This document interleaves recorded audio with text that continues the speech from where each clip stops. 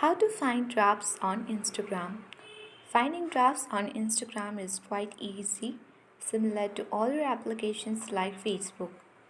Make sure that you watch the video till the end so that you will find the steps in order to find drafts on Instagram. Now, without any further ado, let's move into the video. First of all, open Instagram and then make sure to sign in on your Instagram account.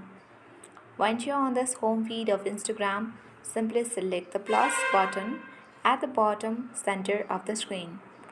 And then you can see the post at the bottom of the screen. If you wish to see the draft post, you need to simply tap on post and then which is next to recents, you will see the option of drafts. You need to tap on draft and here you can easily find the draft post that you have saved on Instagram. If you wish to manage it, you can simply open it and tap on the manage icon.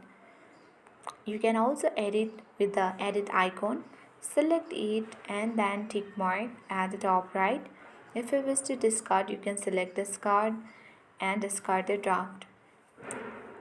If you want to post it, you can select the draft and you can tap on the share button at the bottom right corner and then easily upload the draft as well. So in this way we can easily find drafts on Instagram.